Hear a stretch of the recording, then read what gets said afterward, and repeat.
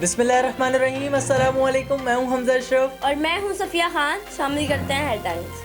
सिंध में 10 साल से कम उम्र 182 बच्चे कोरोना का शिकार। 60 साल से जायद उम्र के 900 अफराद कोरोना के मर्ज में मुब्तला।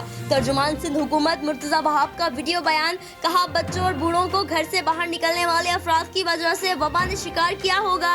दूसरी तरफ वज़ीर आला सिंध मुराद अली शाह का कहना है कि आज सिंध में 383 मरीज सामने आए हैं। हमारे पास इतनी गुंजाइश नहीं जितने मरीज सामने आ रहे हैं। वज़ीर आला सिंध की ज़ेर सदारत इजलास। सिंध हुकूमत का एक्सपो सेंटर में बिस्तरों की तादाद 1200 से बढ़ाकर 1500 करने का फैसला।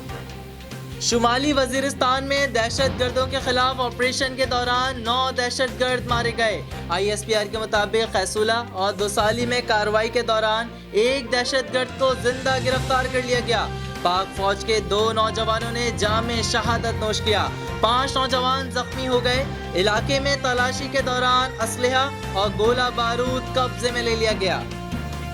लॉकडाउन के दौरान मार्केट्स का वक्त महदूद लेकिन रश लामहदूद। कराची की आवाम समाजी फासलों का ख्याल रखने को बिल्कुल तैयार नहीं।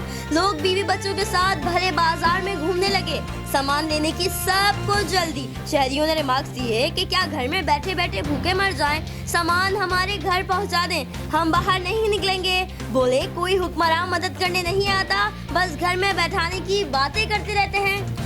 कराची में अफसोसनाक वाकया, 5 घरों के नन्हे चराग बुझ गए। सरजानी टाउन के तालाब में 5 कमसिन लड़के डूब कर जाँ बहक। रेस्क्यू हुक्काम के मुताबिक जाँ बहक होने वालों में 2 कमसिन भाई भी शामिल।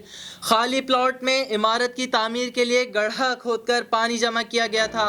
15 से 20 फुट गहरे गड्ढे से महफूज रखने के लिए कोई रुकावट भी नहीं बनाई गई।